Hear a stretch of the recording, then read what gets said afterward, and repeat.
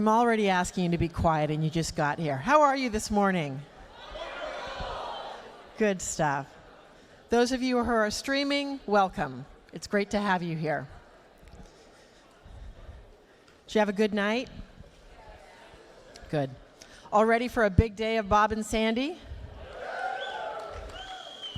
That's all they get?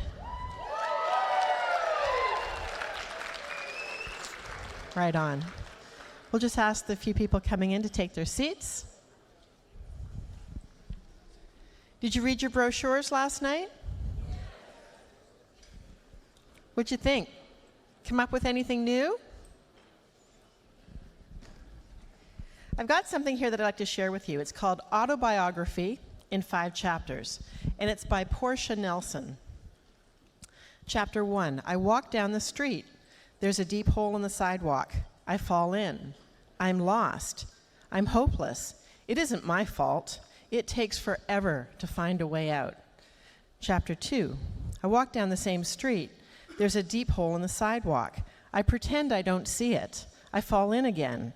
I can't believe I'm in the same place, but it isn't my fault. It still takes a long time to get out.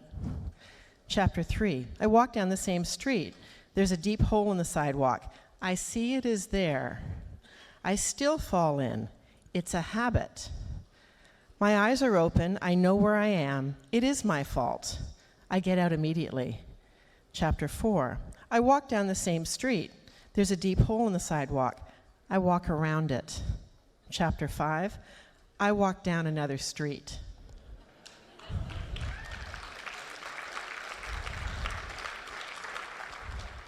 That's what this whole seminar is about, providing you with a better path, allowing you to develop a deeper awareness, to gain a greater awareness of where you want to be, who you want to be, and where you want to go.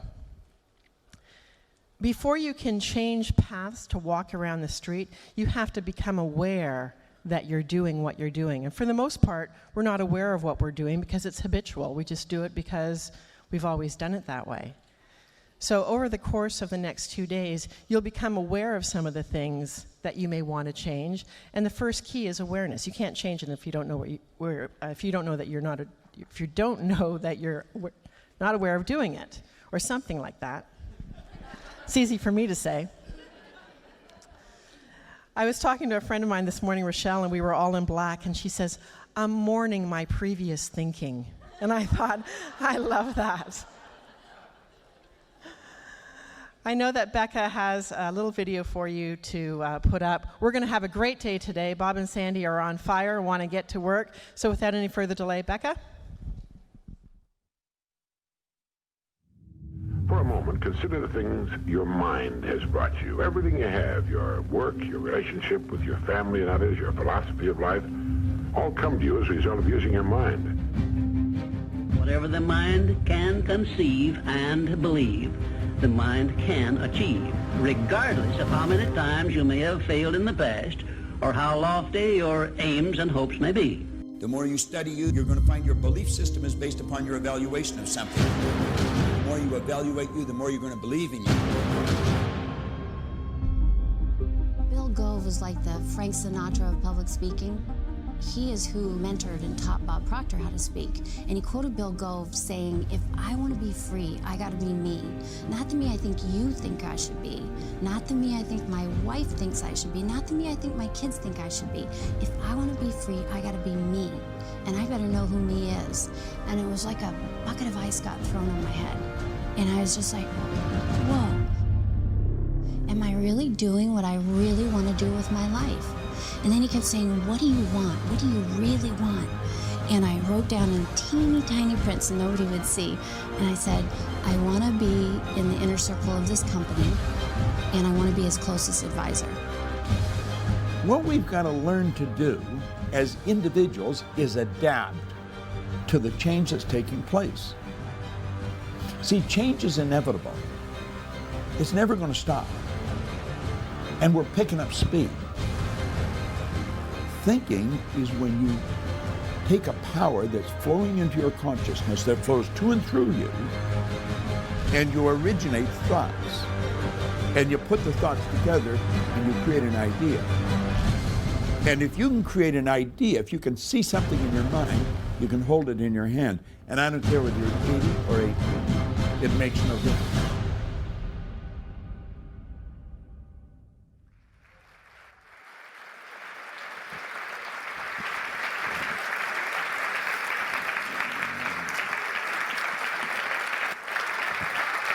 Good morning.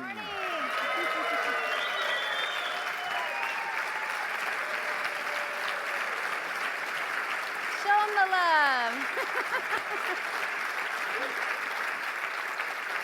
Good morning, good morning, good morning. What a good-looking crowd. Are you all ready? Yes. Are you all ready? I'm ready. Let's go. You know, this morning we're going to go into the laws. Sandy started studying the law when she was 4 because her daddy was a lawyer. And she wanted to be a lawyer. And so she went to law school. How much of this did they teach you in law school? None. When I was in that seminar and you started talking, the thing that kept popping in my head was, why didn't they give us this when we popped out of the womb? Like, where has it been? It was so foreign. It was alien what you were saying. You popped out of the womb, didn't you? I popped, screaming. Pop.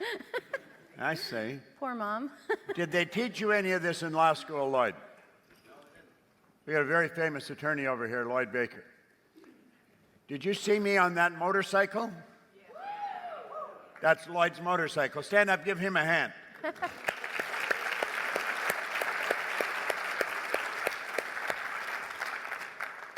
That's a cool motorcycle. It was fun. I wouldn't mind taking that thing out. Oh, no.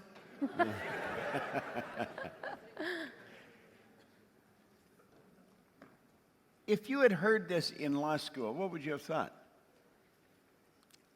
Well, I probably would have loved it because it resonates with something deep inside. It resonates with a knowingness. We know this is true. But whoever I heard it from probably would have been ostracized. Like, it's just foreign. We're not taught this. Well, that's true. Do you know, I want to say hello to the streaming audience. We have Ifan Sakrin from Leicester, England, who's just tuned in. So, Ilfan, I want to welcome you to the program. And then we have Ahmad Badruddin from Dubai in UAE. I want to welcome you to the program. And then we have Cheryl Angeline from Wanalapan, New Jersey. I didn't know where Wanalapan is, but I had never even seen the name before. But at any rate, Cheryl, we want to welcome you. And I want to welcome my good friend Avi and all his staff. Do you know, we have a very good friend. I mentioned him yesterday, and Avi just automatically lives in harmony with the law. Avi's only 23, and Avi phoned me one day, and he said, I want to see you. I didn't even know who he was. And I said, well, you know, you can. I'll maybe see you in a seminar or something. No, I said, I want to come and see you. This guy was very persistent. So at any rate, he ended up sitting in my office in the house. And he said, I want you to mentor me. He was maybe 20, 21 at the time. And I said, Avi, I am really too busy. I have so much to do, I sometimes wonder how I'm going to get it all done. You know, he said, I want you to mentor me personally. And I thought, this kid's smoking something, you know. And you couldn't dissuade him. He stumbled around with his English, but he didn't stumble around with his persistence. And I said, Avi, you really couldn't afford it. I said, we've got a company, and for the most part, I'm the product. And they are trying to duplicate me, but they haven't done it yet. So the stock goes up as you become more scarce. And he said, "What that mean?" What the heck? And I said, "That means that it would cost you a lot of money, Avi." He said, "Tell me." I said, "Avi, it'll cost you at least $150,000 up front." He's okay. He walks over and gives Sandy $150,000 in cash. Now, I started to pay attention to this young guy at that point.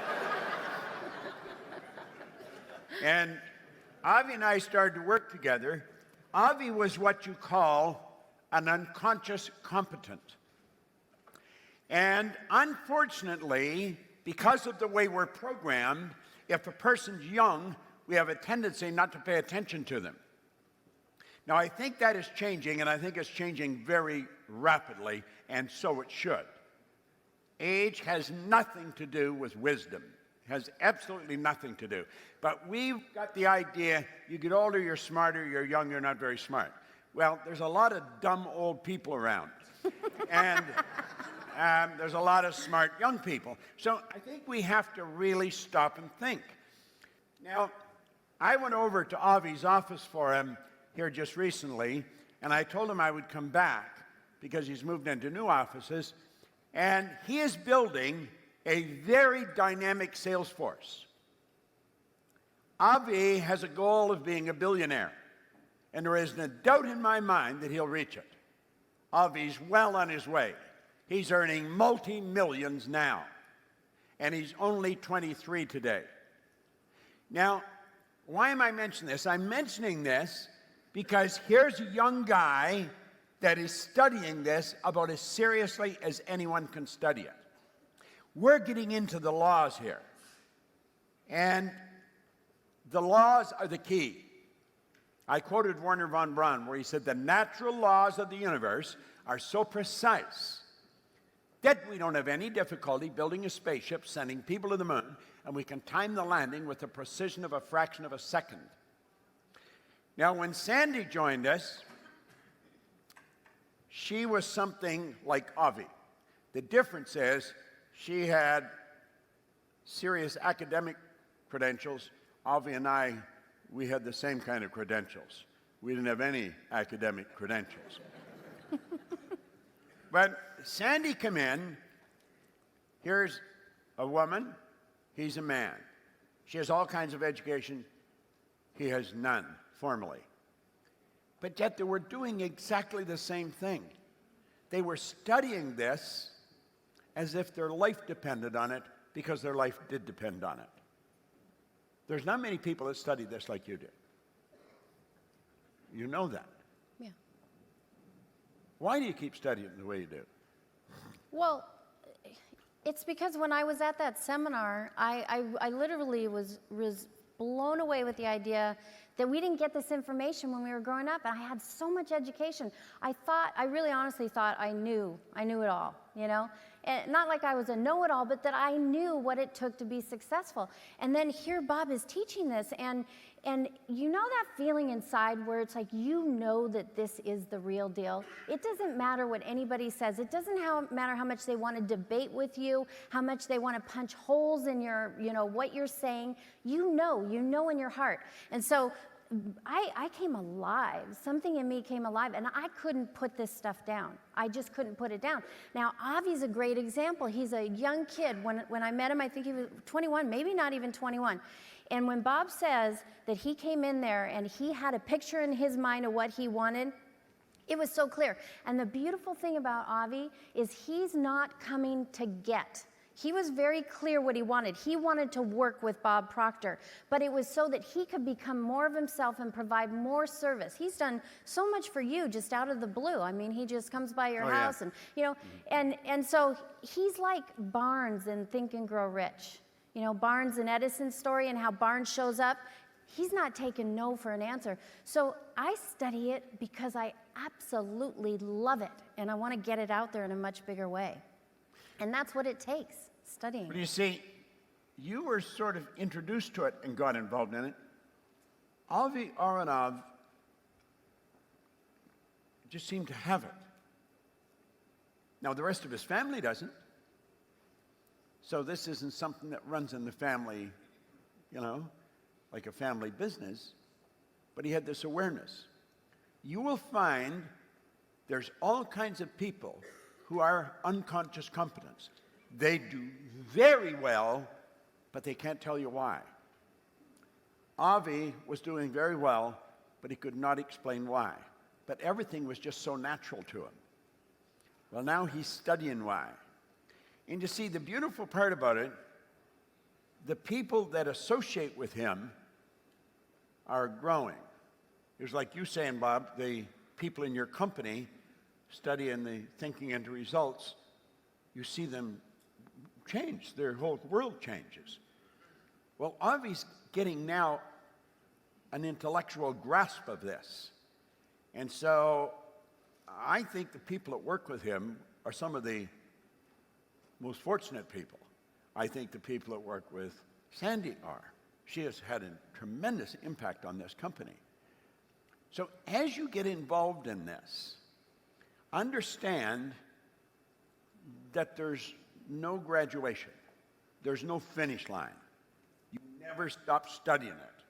I study this for a long time, every day. And every day I study, I'm aware of how little I actually know. But of all the lessons, where would you say this one falls in on the law? I would say that this session, like for the next probably hour and a half, laser focus on what Bob is saying, because this is the foundation of everything. And as you're focused on this, really think what it is that you want for your life. And just suspend disbelief, believe it can happen, and filter everything he's saying through that idea, the image of what you want for your life and who you are. So, give a big hand to Bob Proctor.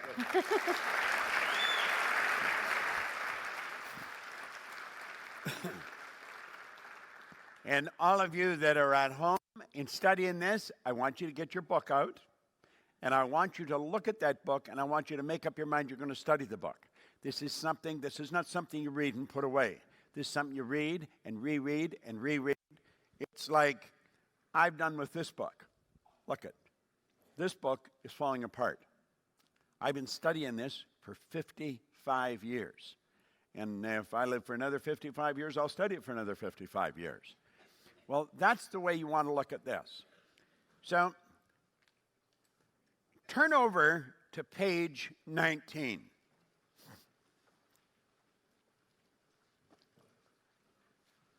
Is Phil here? Not yet? Okay.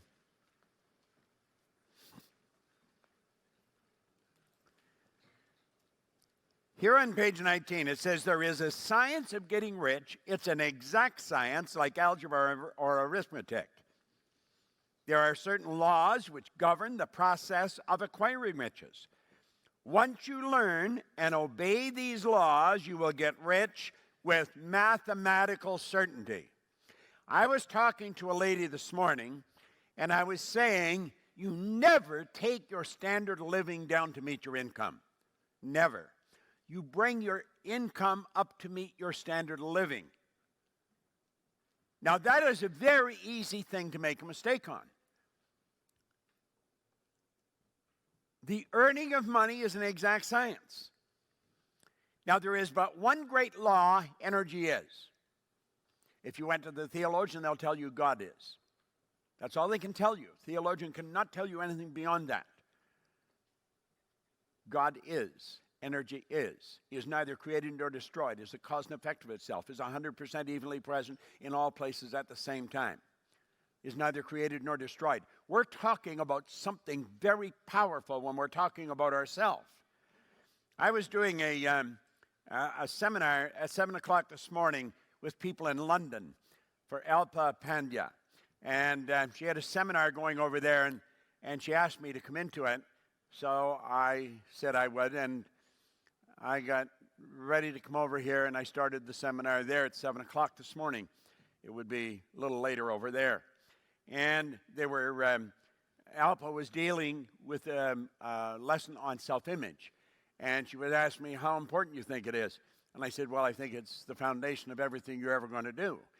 If you don't really have a respectable image of yourself, you're sunk, you're just shot before you can try, because that's where it all starts. It's how do you see you?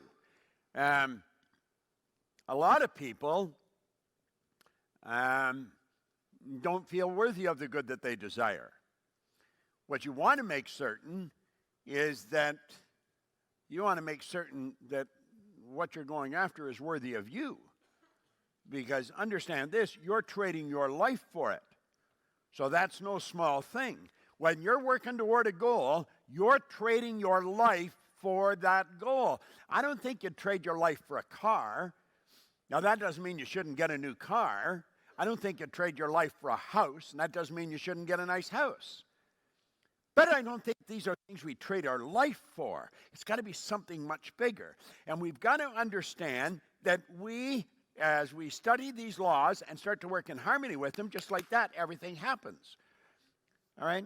Now, all physical and mental science, we're on line 6 on page 19. All physical and mental science is based on this one great law and its 7 subsidiary laws, which operate in coordination with each other. The law of vibration is the law that serves as a foundation for the law of attraction. Now, I put that in there because there's so many people talking about the law of attraction, and I hear a lot of what they're saying. They don't really know what they're talking about. The law of attraction is a secondary law. You can only attract to you what you're in harmony with. If you want health, you've got to be in harmony with it. If you want money, you've got to be in harmony with it. You see, this is not money. This represents money. This is paper with ink on it. It merely represents money. If you want to attract money, you've got to get in harmony with it. You've got to feel worthy of it. And I would suggest you have a really good plan of what you're going to do with it. We're going to talk to you about a little later on. We'll get Cynthia Kersey talking to you about it, because she's certainly got good use for it. Now, we say the law of perpetual transmutation. Well, what do we mean by that? Well, if you went outside on a nice clear day and just looked up into the no thing for a long enough period of time, you would start to see puffy little clouds form in the air. And you may see those puffy little clouds start to get dark. And then you may see something falling from them. It's called water. That's the perpetual transmutation of energy. Energy is moving into form, through form, and back into form. The images you hold in your mind, you move into form. Now, think for a moment. When you get talking about the natural laws of the universe, you're talking about the rules that you want to play by. And you know, if you understand the rules and then you get really good at working with them, you're going to be a big winner. I don't care if you're playing football, if you're playing golf, or if you're just playing life. There are laws, and we want to try and understand them. Now, let's come back to Kierkegaard here. I want you to go through this a couple of times. What we're talking about here is being quiet and go inside, because the laws are working within us all the time. We can only get in touch with our own source of intuition and wisdom when we no longer depend upon others' opinions of our sense of identity or worth.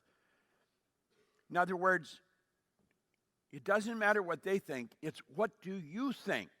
You've got to get this right in your head. We all tend to worship something. The question is, will we worship the God of opinion or the God of our heart? Because the God of our heart operates by law. The law is God's modus operandi. And when we start to understand this, we'll start to understand every question we answer, we have a question we ask, we have an answer for. He said, I found I had less and less to say until finally I became silent and began to listen. I discovered in silence the voice of God. Infinite. The all-powerful. So if you just say, what should I do with this? The answer's there. The answer is the flip side of the coin. You have question, you have answer. It's the opposite side of the same thing. Now think about this. Just keep thinking about it. Because we're dealing with something very powerful. You want to get in touch with your inner being. Your intuition is very powerful. It's an intellectual factor. We'll go into more in one of the future chapters. But your intuition is what tunes in to energy. And you have a mental faculty that can pick up vibration and you can read it. You can read another person's energy. You can read the energy in a particular area. Think of the times you walk into a restaurant you've never been in before, and you sit down, and you're going to order something to eat, and all of a sudden, you don't want to stay there. And you cannot come up with a logical reason of why you don't want to stay there. You haven't talked to any of the help. It's not something you're seeing. It's something you're feeling. You do not want to be there. Now, sometimes you stay even though you don't want to. You don't enjoy the meal. You don't enjoy being there. You should get up and leave. The energy in that place is not in harmony with you. Your intuition is giving you a message, and you're reading it. Don't ignore it. Don't ignore it. If you get a strong feeling, you should go and talk to someone. Go and talk to them. If you get a strong feeling, you shouldn't go home the same way. Go a different way. Go a different way. Start to pay attention to this quiet voice within. You go to your sanctum sanctorum, this inner being. The law of relativity. If you're going to use the law of relativity, use it in your favor. Use it in your favor. If you're working towards, let's say, a sales objective of taking it up to, I don't know, 300,000 or something like that, why not start at 300,000 and take it down to nothing? And each time you sell something, you take it off. The number keeps getting smaller. That makes it easier. Does it make sense, Keith? It makes a lot of sense, doesn't it? See, you go the other way, it keeps getting bigger and bigger and bigger. My God, I don't know if I can handle this. But it keeps getting smaller and smaller and smaller. Say, hey, that's cool, you know? That's working with the law of relativity, the law of vibration. I do not believe that you ever understand health. If you're a doctor, you'll never understand the healing arts if you don't understand the law of vibration. I don't think you will ever be a great salesperson if you don't understand the law of vibration. I don't think you ever do anything well with other people if you don't understand the law of vibration. And you certainly don't do things well with yourself if you don't understand the law of vibration. When you understand the law of vibration, then that is the hidden thing that governs whether you do this, don't do that, go here, don't go there. It's very, very powerful. And understand this. If nothing's created or destroyed, everything's already here. All you have to do is get into harmonious vibration with it. And as you get into harmonious vibration with it, you bring it to you. Phil, did you bring your gold friend? Bring it up here. Come on, bring it up here.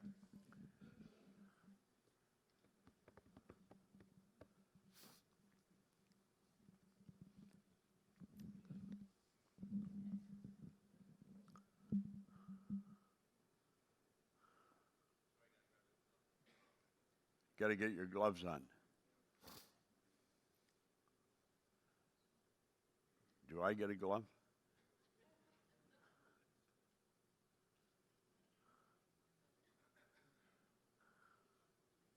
You never put your glove on.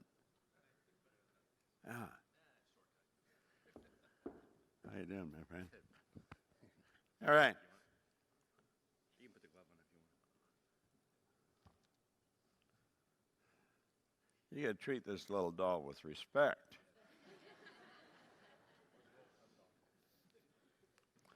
Look at that. Mm-hmm.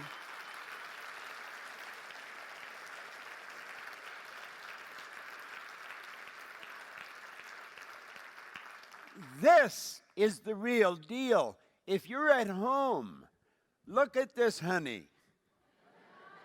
That is gold. That's Oscar. This is the real deal. Every actor, every person in show business wants one of these, don't they? Everybody. Dreams about it. I got one. Now listen. Where's that? Who's got a handheld? Here, you put it on now. Okay. Where's the handheld? Here we go.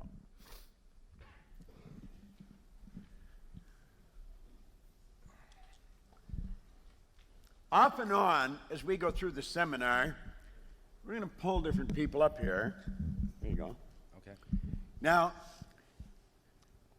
it's almost 14 years ago now, isn't it? 17 years. It's 17 years. March of '99. When we met? When you and I met. Yeah. 17. Yeah. It was March God, 1999. I was just a kid. I know. I got a call from a man named Ed, who was a friend of mine. And he was talking to Phil. And somehow or another, my name come up. And Phil said, "You know him?" And I said, "Yeah, I know him." He said, "You don't really know him?" No, I said, "I know him." He said, "Can you phone him?" Yeah, I said, "I could phone him." He said, "Phone him." So Ed phoned me. Now, I was in Las Vegas. You were in Los Angeles. Yeah. And we got talking on the phone, Phil and I. And Phil said, "Could I come and see you?" And I said, "Yeah, if you want." He said, "Where are you?" I said, "I'm in Las Vegas." He said, "I'll get the next plane." So a couple hours later, we're sitting down talking in Las Vegas. And he's gaga over all this information. And so one thing led to another, and I said, "Well, what do you want?" He said, "I want to earn a lot of money." I said, "Well, I could show you how to earn a lot of money." I said, "What are you earning now?" I think he said about $250,000. Yeah, even a little less. It was about 200, 175. Yeah. And I said, "Well, I can show you how to earn." I said, "How much do you want?" He said, "I want to earn millions." I said, "Okay, I'll show you how to do that." I said, "What else do you want?" He said, "I want to win an Oscar." I said, "Well, I can show you how to do that." It's like Joe Gardner said, "I want to get out of this prison." I said, "I can show you how to do that." Now, here's the thing. It could be a person in prison that wants out of prison. It could be a person in show business that wants an Oscar. It could be somebody that's earning a couple of hundred and wants to earn a few million. See, it doesn't matter what you want. If you work in harmony with the law, it will be delivered to you. It will be delivered to you.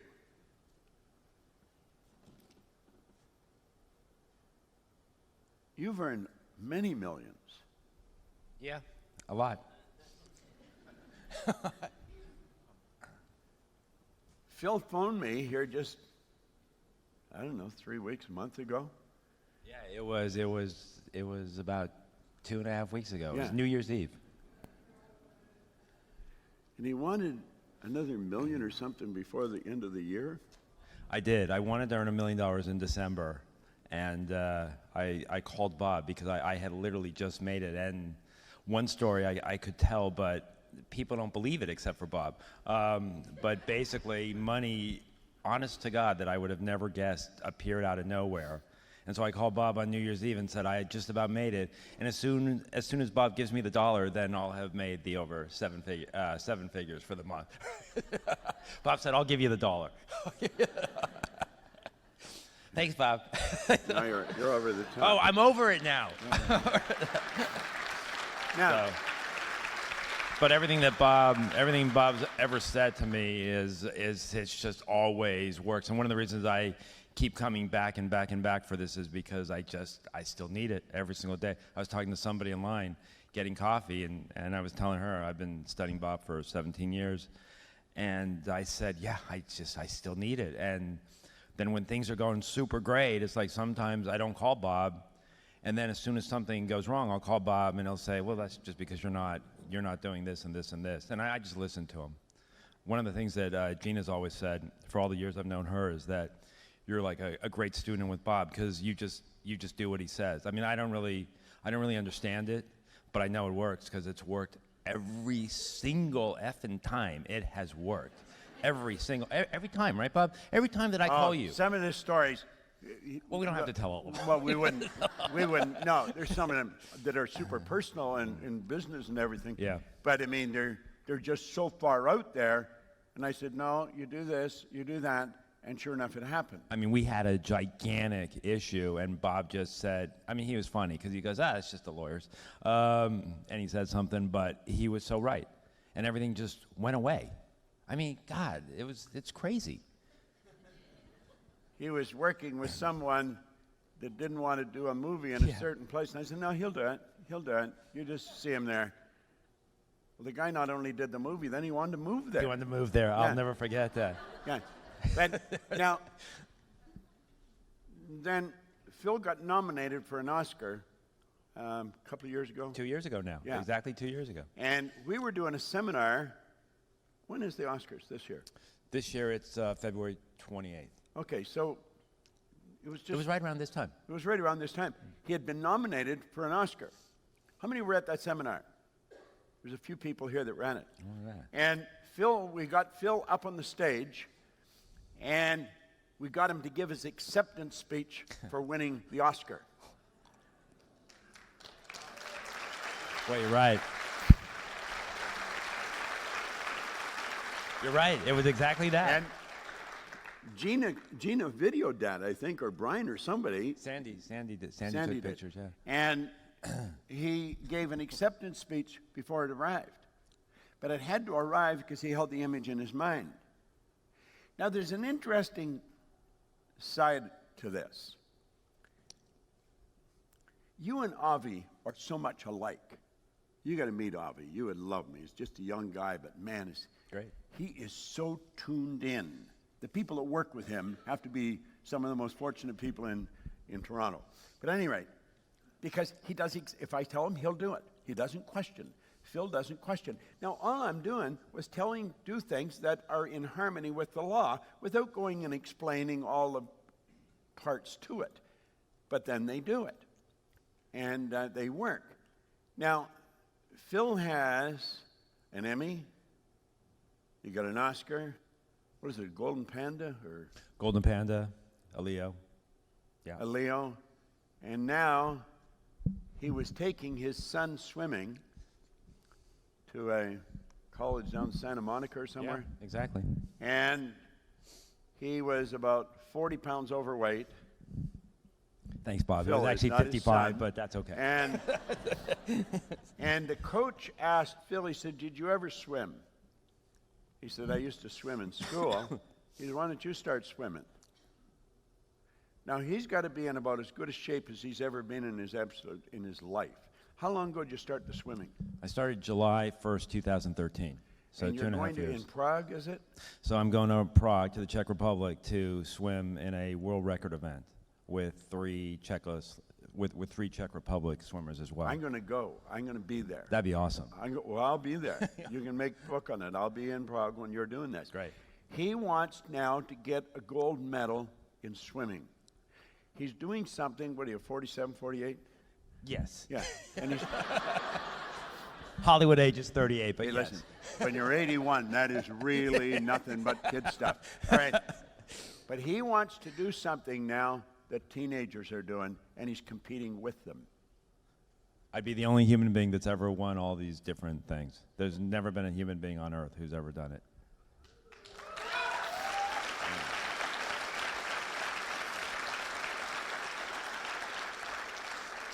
Phil got the idea then that we would do a documentary on what I was teaching them and how he did it and how this happened and how that happened. And I think you said you sold it in Great Britain or something? BBC, yeah. Yeah. Now we just have to make it. Yeah, well, that won't take long. No. So what you're doing, you're forever expanding your mind, and then you're executing it. But you see, something like this isn't, $1 million is something. This is something that's in a category all of its own. How many people are in the entertainment industry versus how many get an Oscar? There's a big, big difference. Big difference. You know, I think they said it was 0.001%. 1%. Yeah, of all the people.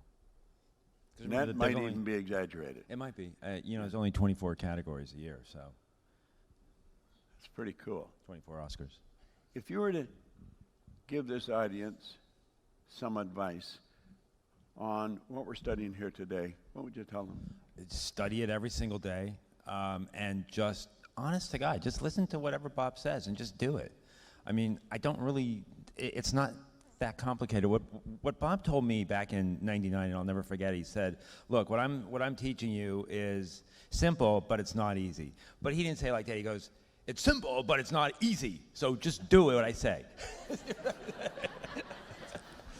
That wasn't a very good acting job, though. Sorry. I'll stick to my day job. You should stick to producing. Exactly. But I just... Still a big fan. That's good. Now, leave him sitting up here for a bit. Give me the glove. Give me the glove. We're going to leave it sitting up here that you can look at. We're asking you not to handle it because the gold wears off, and he's going to have that for a long time. Let's show that to the streaming audience again. That is the ultimate prize in the entertainment industry. He won it by following what we're teaching. That's the way it works.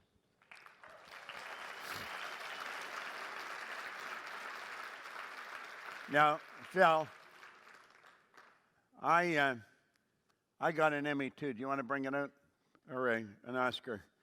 Wendy and Nina. Wendy gave me a little one that I have in my studio.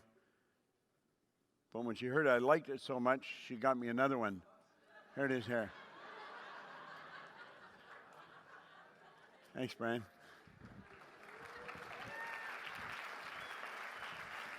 Got my name on it. I get a bigger one, Phil.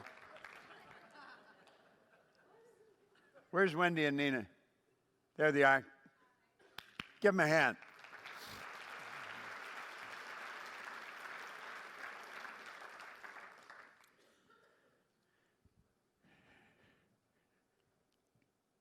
When you understand what Kierkegaard says here, you will see the value in being quiet and listen to what's going on inside. The message you get inside is probably the polar opposite to what logic is telling you to do. Learn to listen to the quiet voice from within, and you will find by following it, your life will continually get better. Okay?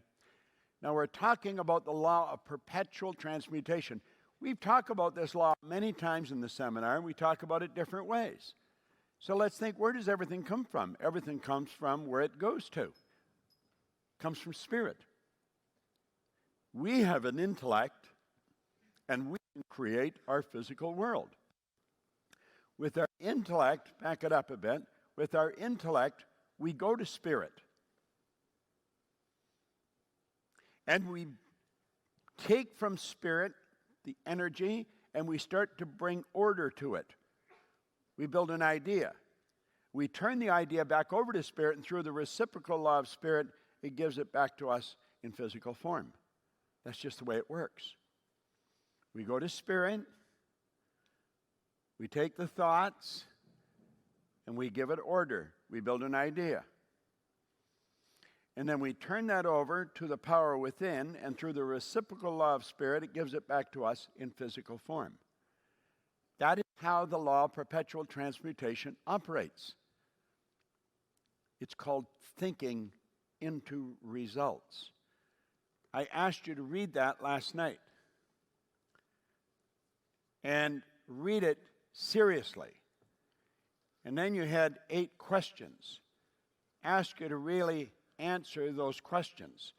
Now, we have a phenomenal opportunity for anybody that wants to work with us on this. We are developing a conceptual vision that operates all over the world. And we have some here, we'll be talking to them. They're earning excellent incomes because it's in harmony with the law of compensation. They're providing a lot of service. Then you take the law of polarity and take a look at it.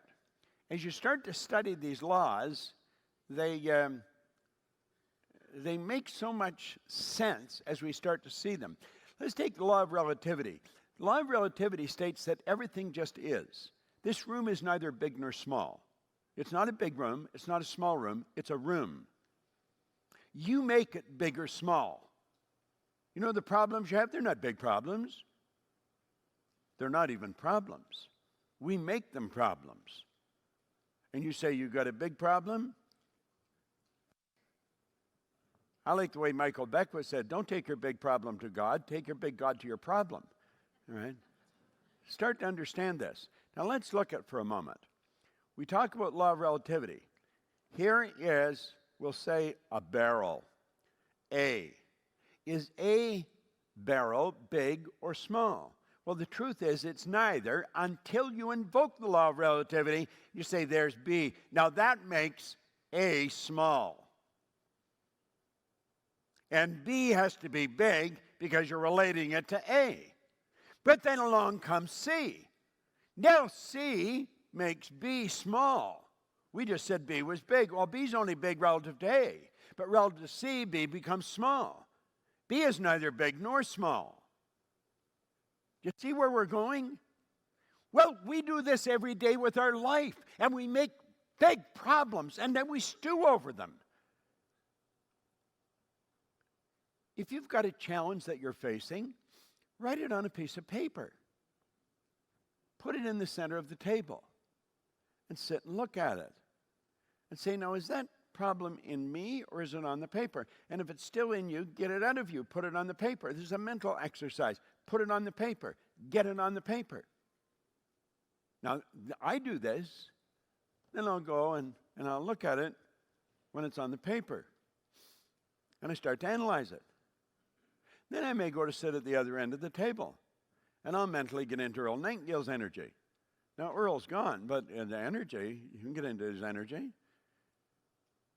How would Earl perceive this? You're talking about perception. How would you look at it? Then I might go and sit in another place at the table and say, how would Andrew Carnegie look at this? And you're going to find that what you had written on the paper changes. It changes considerably. Who's changing it? You're changing it. You're changing it. These are mental exercises that can change your life. Don't think anything's difficult. It just is. We make it difficult. Isn't it strange? One person does something, they say it's easy, and another person says, God, that was really tough. We find people talking about what they don't want. It's silly. Now, the law of vibration is a phenomenal concept to really understand. When we talk about the law of vibration, we're talking about everything in this universe. Nothing rests. Everything moves. We literally live in an ocean of motion. That golden doll looks like it's still. That's an illusion. It's not still. That's moving so fast it appears to be still. Is not dead. We say the person is dead. The person, being the soul, has moved out of the body. But the body is not dead. The body is moving. If you look at it through a microscope, you will see the body moving right before your eyes. If it wasn't moving, how would it ever change to dust? Let's understand that everything in the universe moves. Those walls are moving. They're not still. They only appear to be still. Look at them through a microscope, you'll see them moving. The law of vibration decrees that we literally live in an ocean of motion. Let's start to see things the way they are. I love what Lincoln said. To believe in the things you can see and touch is no belief at all. To believe in the unseen is a triumph and a blessing.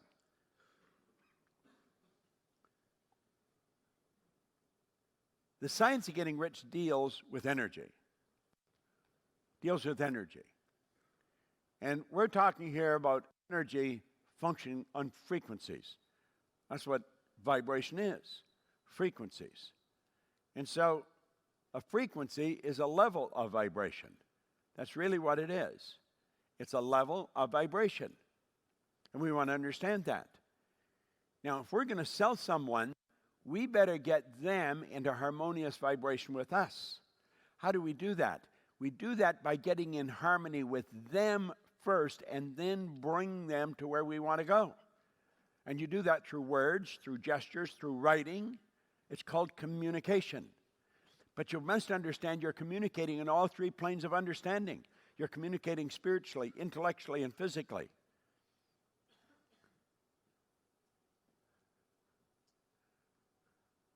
There is an infinite number of frequencies. There's no end to it. You're talking about an infinite number. Think of the cell phones there are in the world, all on separate frequencies. How do you get on their frequency? You have a number that you touch on your phone. Or maybe you've got the number programmed, you just hit a button right into their phone. The second you touch it, it's in their phone. It's causing their phone to ring. They could be on the other side of the world. There's no time or space when you're dealing with the mind, when you're dealing with energy. See, these things are complicated if we complicate them. Let's keep it simple. And if we do that, everything will start to sound better and look better. Einstein says everything is energy, and that's all there is to it. Match the frequency of the reality you want, and you cannot help but get that reality. It can be no other way. This is not philosophy, this is physics. You see, what Phil had to do, he had to get onto the frequency that controlled this. When he got on that frequency and moved onto it and stayed on it, then the attraction started. And that had to be attracted to him. I had no doubt when he was nominated whether he was going to get it. I knew he'd get it before he was nominated. I just didn't know when. But when he was nominated, I knew he would, because I know how disciplined he is to hold the picture of the good he desires. Chapter 4 is something that Phil Goldfine has pretty well mastered. He will defy logic. He will not let evidence that sits outside, that looks overwhelming, control him. He will be controlled by the image in his mind. And anyone that has ever done anything of any consequence has done exactly the same thing. That's how we've got to live. We've got to understand these laws and then move in harmony with them. You know, I was thinking of Avi again. I keep talking about him because he's so there in my mind so often. He's got a group of young people that's working for him, and it's not because of the way he explains it, it's because of the way he lives it. They cannot deny this guy knows what the hell he's doing. It's there and it's obvious. He lives it. It's like they said, what you are speaks so loud, I can't hear what you're saying. You know, it's what you're doing. People see it. And he is a producer. The guy makes it happen. So all those people working with him, it doesn't matter whether they understand this or not when they come there. It doesn't make any difference whether they believe him or not. If they keep watching him, they've got to come to believe because they can't deny it. It's sitting right in front of them. He's making it happen. Now, when you get into the law of polarity, this is a heck of an interesting law. And there's a lesson in here that I got from our good friend Mike Beck. And it's a great lesson. Here's an effective 3-step strategy for staying in control of your life regardless of what happens. Now think, this is just a phenomenal three-step strategy that keeps you in control of your life regardless of what happens. Pay really close attention. let this white line represent any situation that might be happening in your life. The white line represents any situation. I don't care what it is. The white line represents that situation. The law of polarity decrees that everything is both bad and good. In truth, it's neither, it just is. There's the good side and the bad side. Okay? The positive and the negative, the yin and the yang. We got both sides. Now, if that side's good and that side's bad, what is this? Sitting right here in the center. This just is. It's neither bad nor good. That's where we want to go with our problems, right there. Now, here's a great lesson. If it's just a little to the left of is, it's a little bad. Well, if you mentally work your way around to the other side of this, it can only be a little good. You can't have it a short way up onto this platform and a long way down. It doesn't work that way. If it's a short way up, it's a short way down. If it's only a little problem, when you solve it, there's just a little win. See, the real heavy hitters, they look for big problems. If it's a fairly big problem, then there's a fairly big opportunity. Now, here's Michael's 3-step advice. It doesn't matter what the situation is. Number one, it is what it is, accept it. You cannot change conditions or circumstance, but you can change your perception of them. You can change how you deal with them. It is what it is, accept it. It's either going to control you or you're going to control it.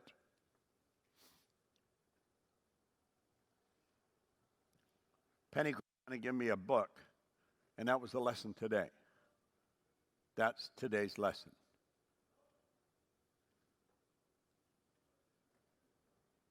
It is what it is, accept it. It's either going to control you or you're going to control it. Step 2, harvest the good. Harvest the good. Just look for the good. And the more good you look for, the more you're going to find. God is good all the time. The more good you look for, the more you're going to find. Harvest the good. In any situation, doesn't matter what's happening, harvest the good. And number 3, forgive all the rest. Forgive means to let go of completely, abandon. Now, take a look at those 3 steps, because this has to do with the law of polarity. Nothing is bad, nothing is good. Everything just is. We will make it bad or good. If something's very bad, it's also very good. If it's a little bad, it's a little good. But let's understand this. It is what it is, accept it. Don't let it control you. You're either going to control it or it's going to control you. Number 2, harvest the good. And number 3, forgive all the rest. Just let it go. Forgive means to let go of completely.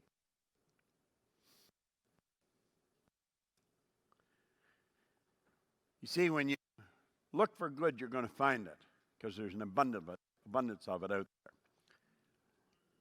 You talk about the law of rhythm. I always say the Roman Catholics understand this one better than the Protestants. The law of a rhythm works in everything. You have a biorhythm, okay? You're going to find there are times in your life when we feel like we're living on a roller coaster. Spiritually, we're just going to feel zapped. We're down.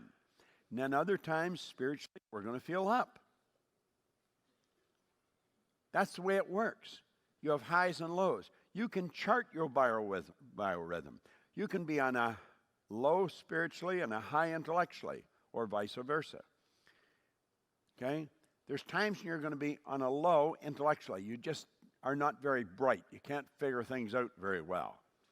And sometimes physically you're going to be on a low. The body just feels like it's being dragged around. Now you could be on a high physically, a low intellectually, and a low spiritually. You could be on a high spiritually, a high intellectually, and a high physically. You can have critical highs, you can have critical lows. Now, this is airlines that chart the biorhythm of their pilots. Yet they're on critical lows. If everything's on a low swing, they won't let their pilots fly. And for very good reason. Now, if you're in one of those critical low periods, understand this. You can keep your attitude right. So even when you're in a low, you can be producing. And then as you go back into a higher frequency, man, you're really going to take off. Highs always follow low.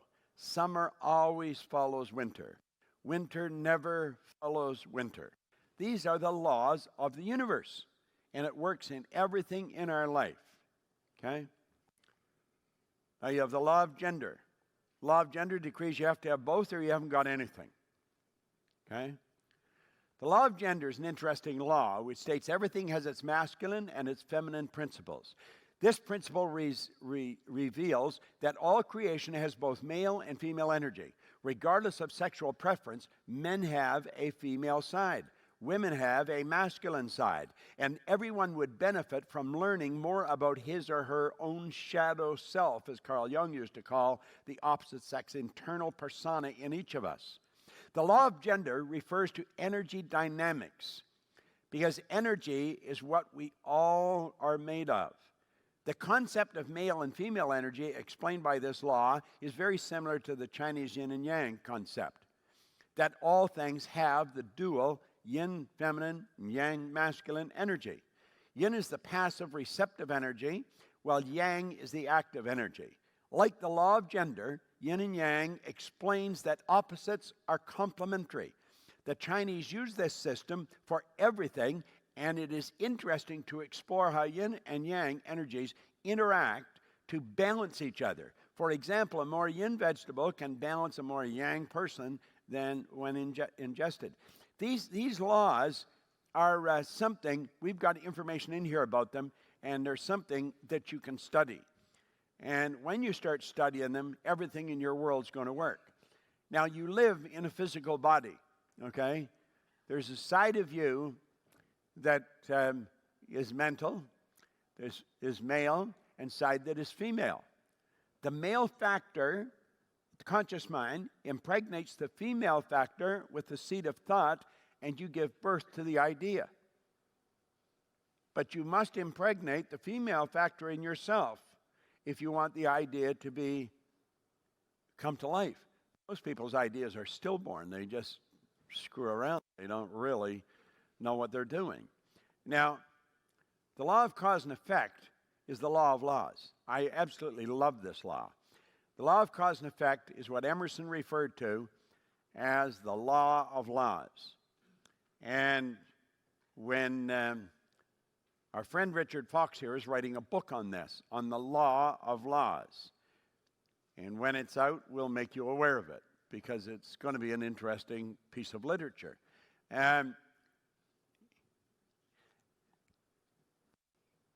If a person merely studied the law of cause and effect and really got to the point where they weigh it against all the things they do, I guarantee you they would live a more fulfilling life. They would not be trying to get. They would be ever for looking, how can I do something here? How can I help you? How can I give here? And they'll be forever putting it out. The idea of, what about me, would be entertaining it. Now, this is a simple matter of taking one law and working with it. If you have to put a note and carry the note in your hand all day, and you carry a note and just keep looking at it, and it might be just a short explanation of this law. And if you carry it around in your hand all day and just keep looking at it all day long, and if you did that for a month, for 2 months, where's Doug? Is Doug in the room? He's not here? No. our Doug. He made a commitment at a seminar here a while ago to write out the last chapter in As a Man Thinketh every day for 90 days. And he wrote it out and sent it to me. He wrote it out every day for 90 days and he sent it to me.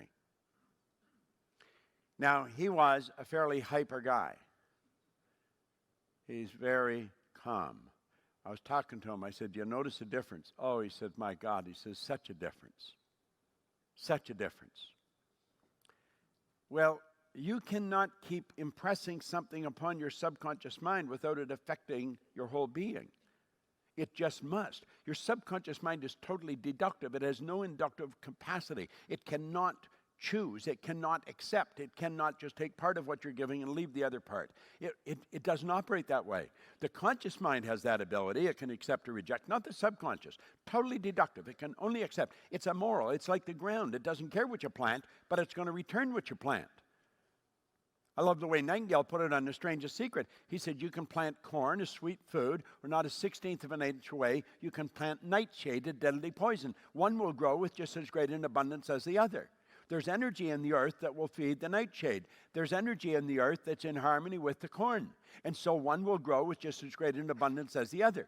If you carried one of the laws around, and we're going to give you a short description of them, but if you carried one of them in your hand, literally carry it in your hand.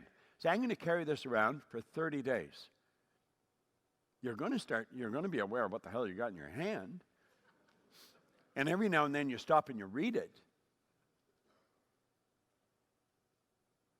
Do you know you're going to bring your life more in harmony? Are you going to do it perfectly? Probably not. But you're going to bring your life more in harmony with it. And the more you do, you'll find your whole life start to improve. Because this impacts every aspect of your life.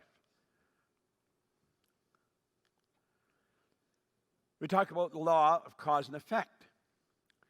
The law of cause and effect brings in the law of compensation, because the law of compensation is based on the law of cause and effect. It's really what it is. The law of compensation is very clear. How many people here truly want to earn more money? You see, I don't think you come here just because you were looking for something to do. We have people that have flown in from other countries, from Asia, from Europe, from South America. And if you're here and you're watching this on the streaming, I want you to understand that you are just one of a few thousand people that are all over the world. Over 70 countries have tuned in to this seminar on the streaming. So you really want to pay attention to this. This is really good stuff. It doesn't come any better. And I'm not saying that because I'm delivering it. I'm saying that because I was fortunate enough to get it delivered to me, and all I want to do is share it. It's that good. Well, if you want to earn more money, pay close attention to this. The law of compensation clearly states the amount of money you earn will always be in direct ratio. This is in direct ratio to the need for what you do. The need for what you do. Before you go on a break, I am going to give you a little brochure that I put together with Mikey, Stellar, and Amber Reed, and Krista Jones. And then we had Gina and Corey and God knows who else proofreading. And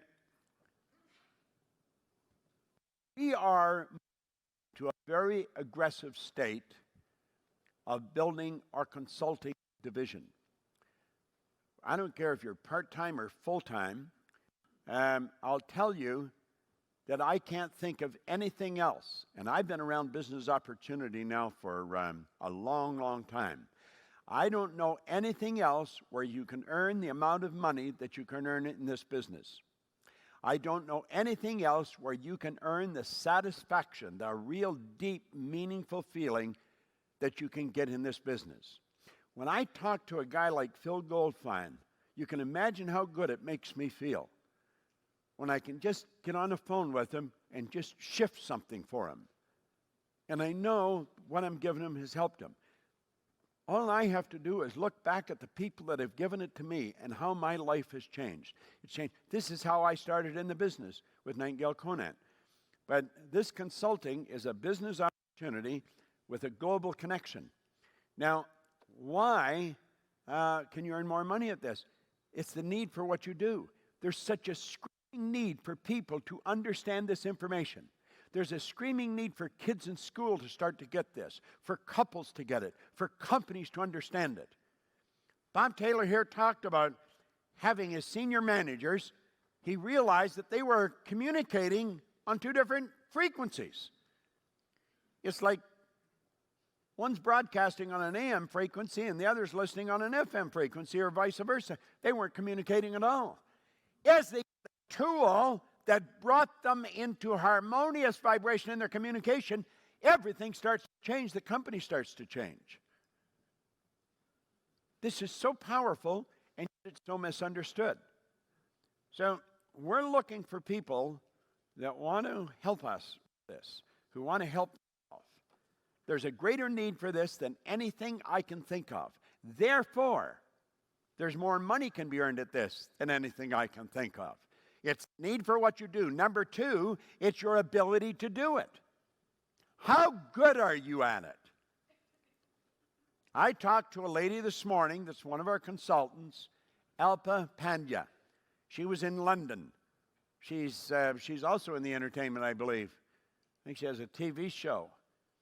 But she had a hotel room full of people and talking to them this morning.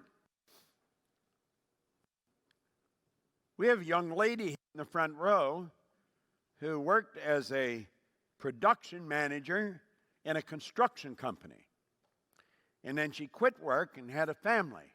She had 3 little boys, and then recently decided to go back to work and began to work at this. She became a consultant, I don't know, a couple of years ago, a year and a half ago, and then started to get serious about it here within the past year. Share with us how this has gone just over the past month. This is Jacqueline McKenzie.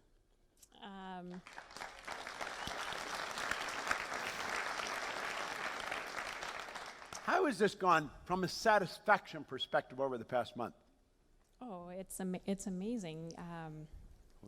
The people that I'm meeting, the people that I'm working with, like Bob Taylor and his team. There's nothing more fulfilling and rewarding to be a part of that journey. And it's not me who's doing it; it's them.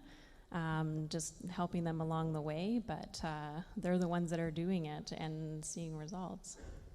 It's changing everything in their company, but on an individual basis, it changes everything in their life. How's it doing in your life? My life has changed completely. I've earned more money than I ever have in 1 month. So, how much did you earn a month? This month? Sure. Probably close to 40,000. That's a pretty good month.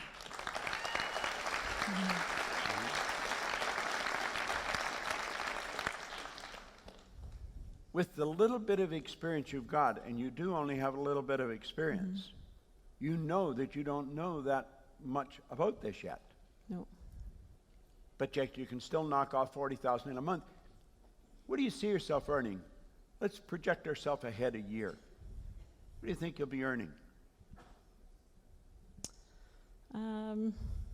Well, my goal is to do 40,000 a month consistently. Okay. Do you have any doubt as to whether you're going to do it? No. Give Jacqueline a hand.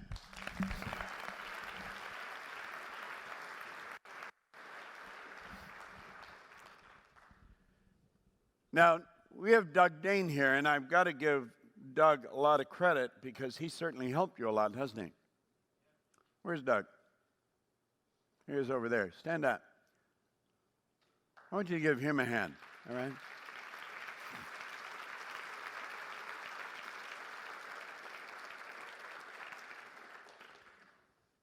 Doug came to me, and he was putzing around with this, and I said, you know your problem?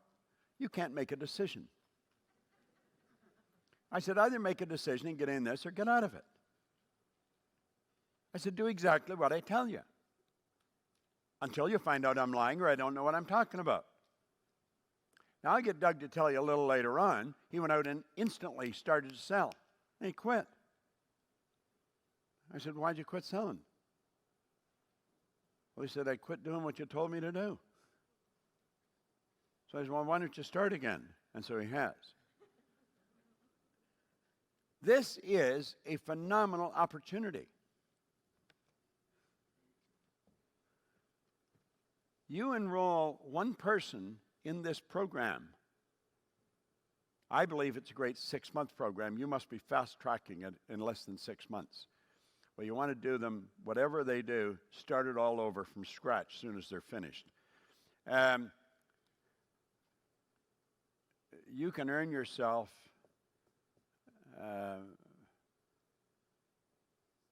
if you only got 7 people in a week, you'd be earning $1 million a year. Earning $1 million a year, I look at today as being a pretty simple thing to do. I know I could sit at home and earn $1 million without leaving the kitchen. Now, why do I say that? I say that because I think I'm a pretty ordinary guy. I don't think I'm a very complicated person. I have just learned to discipline myself to work in harmony with these laws. So, as Jacqueline or Doug or any of the other people work at developing their ability to communicate this effectively, their stock keeps going up. As their stock goes up, I think you would agree that replacing a person like her or Doug would be a fairly difficult thing to do. Would you agree with that, Bob? Absolutely. Why are they difficult to replace? Because they're doing what they're doing so well. You see, if you just work with the second step in this law of compensation, that's all you have to focus on. Get so damn good at what you're doing that you're difficult to replace. Now, there's nobody that's indispensable. There used to be a mayor in Toronto called Alan Lamport. And I think Alan he was a good mayor, but he got to think that the city would go into Lake Ontario if he wasn't mayor. And somebody published a poem in the paper called The Indispensable Man. It says, take a bucket of water, stick your arm in up to the wrist. Pull it out, and the hole that remains is just how much you'll be missed. You can stir all you want as you enter. Mix up the water galore. When you take your hand out, in no time, it'll look much the same as before. Well, the idea is that nobody's indispensable. We can be very valuable, but we're not indispensable. But by studying this law, our satisfaction goes up. Our income goes up. Everything in our life starts to change. So what do we want to do? We want to focus on our ability to do it. But of course, I think that applies itself in anything. If you just focus yourself on your ability to do whatever you're doing and learn how to do it better, give more of yourself to it, quit worrying about the opinions of others. You've got to be your greatest critic. When you don't do it well, you'll know you're not doing it well, and you've got to put more into it and do it better. And the beautiful truth is, we can just keep getting better at it. Study, learn to live in harmony with the laws of the universe. Now, do we have, we can pass these out at the break. These are the things with the tree on one side and the laws on the other side. Move ahead here for a moment.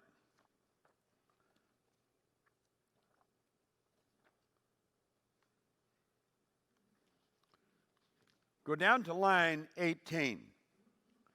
The best definition of natural law seems to be, it is the uniform and orderly method of the omnipotent God.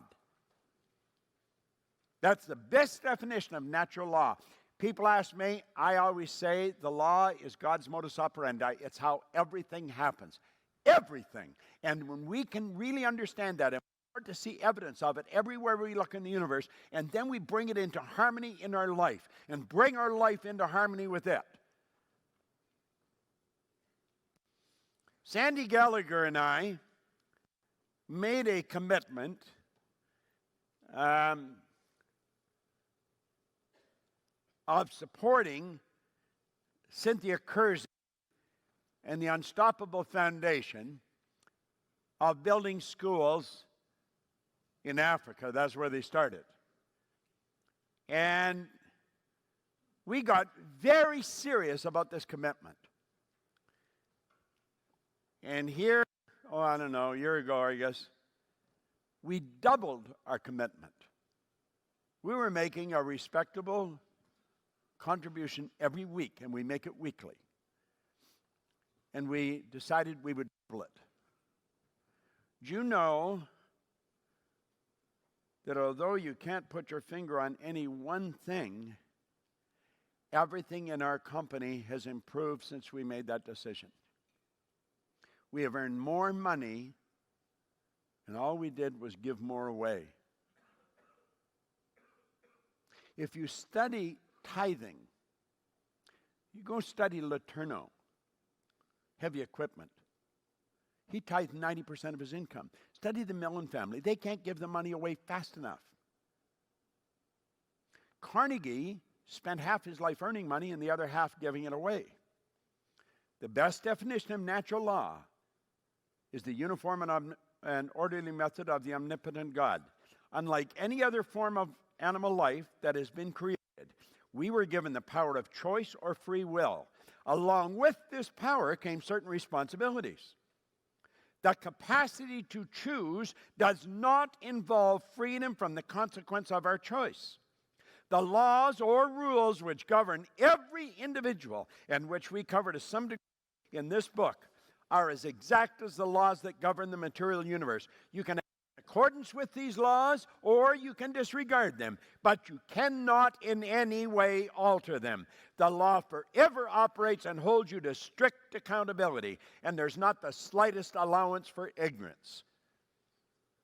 This is so important. You can't say, well, I didn't know. Too bad, you lose. We understand this with certain laws, like the law of gravity. That's the law of the world. We're talking about universal laws. But the law of gravity is exact. You walk off a building, you're going down. You don't stay there until somebody comes along and say, hey, you got to be careful, you'll fall. You know? You'll periodically read where a baby has crawled off a balcony 17 stories up on an apartment building to its death. Now, nobody says, how could the baby be so stupid? But you will say, or hear people say, how could God let that happen? God had nothing to do with that. That was an irresponsible parent or guardian. The fact that the baby didn't understand the law of gravity meant nothing. That baby, bang, goes down and gets hurt or killed. You can say, but I didn't understand. Too bad, you lose. That's why so many people are having troubles in their life. They don't understand the laws, and they're violating the laws in almost every move they make. They're forever trying to cut a corner. It doesn't work. Fall in love with the idea of giving. The law of attraction will deliver to you what you do not want as quickly and certainty as it will deliver what you do want. The ownership of money and property comes as a result of doing things in a certain way. Those who do things in a certain way, whether on purpose or accidentally, get rich. See, I was doing things in a certain way. I was earning over $1 million a year, and I had no idea what the hell I was doing. Absolutely none. I was telling this group in England today. I was in England. I was in Ready Mix House in Feltham, where my office was. And I was earning all kinds of money, and I thought, I wonder what the hell's happening. How did this happen to me? Man, I was living so well. I was having fun. I was the boss. I run the whole show. I had people in different cities sending me money every week. I had people send me money. I didn't even know who they were. Somebody else hired them to work for us. I think, how did this happen? And I couldn't answer that question. And that is when I really got into this. Up until then, I was studying it. I was listening to the records and reading the books. I want you unconscious competent. This Avi Aronoff that I was talking about. Avi was an unconscious competent. Avi earned over $1 million a year, and I think he was 20 years old. I said, how much did you earn last year? $1.5 million. I said, what the hell are you doing? See? He was selling. He was living in harmony with the law. You don't have to understand the law, you're still going to win. And you don't have to understand, if you violate the law, you're going to lose. You could be the nicest person in town. You could be good in every aspect. Violate the law one place, you lose. It says in the good book, straight is the gate, and narrow is the way that leads us unto life, and few there be who find it. That's the law. Straight is the way, and narrow is the way leads unto life, and few there be who find it. You see,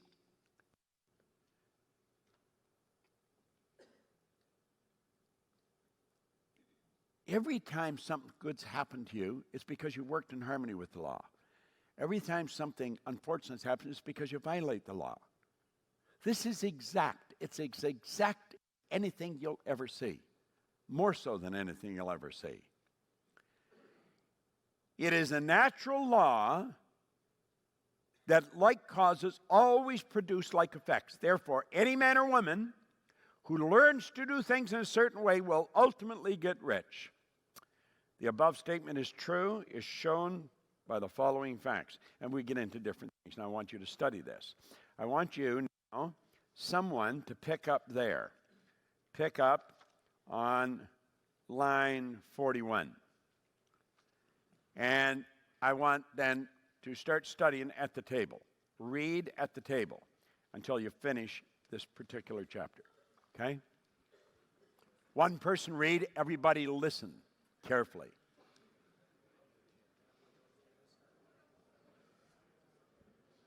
Get into your book. Don't just wander away. Get into the book and read it.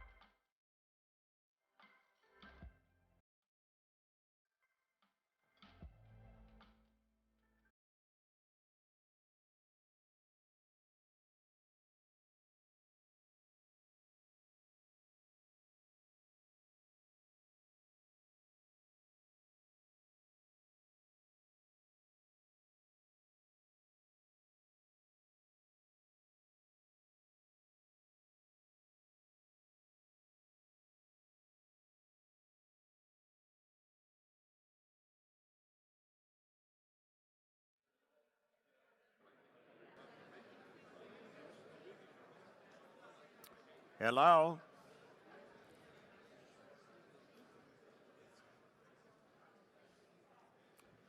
When you finish reading, I would like you to discuss the questions on page 25 and 26. If you're working at home on this, on the streaming, take those questions and really think and say,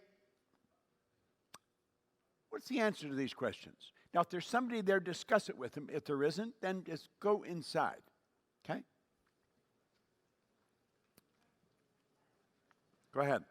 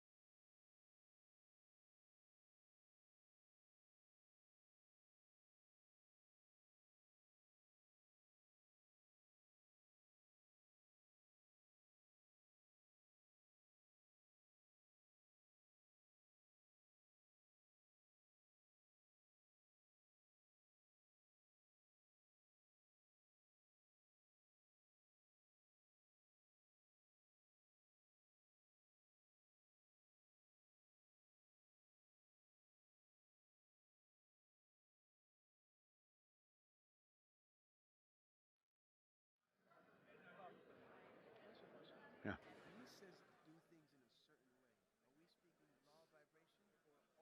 All the laws. All right. Becca? Here I can see clearly now.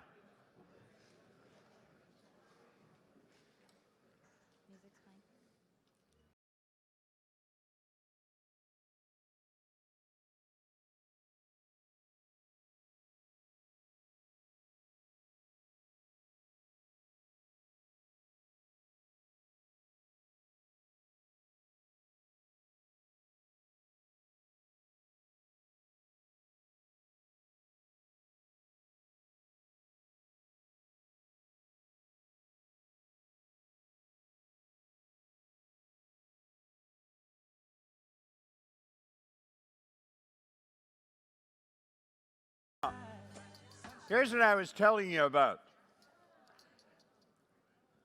This is the record. It's got to be 50 years old. By Johnny Nash, I Can See Clearly Now. This is a sleeve with a picture of him and the record coming out of it. And then it is to Bob. Have a bright, sunshiny day, Johnny Nash. Isn't that cool?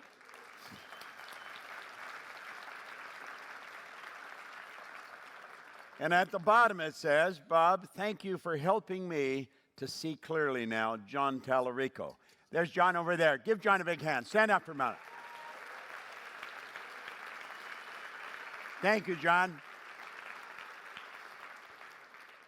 I have a brand new studio, and that's where this is going to go.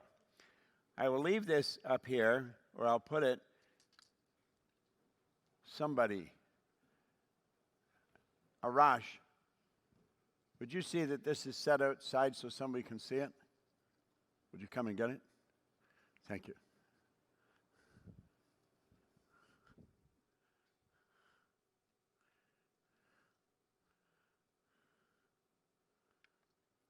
That's cool, isn't it? Okay. Now, we're going to take a break in a minute.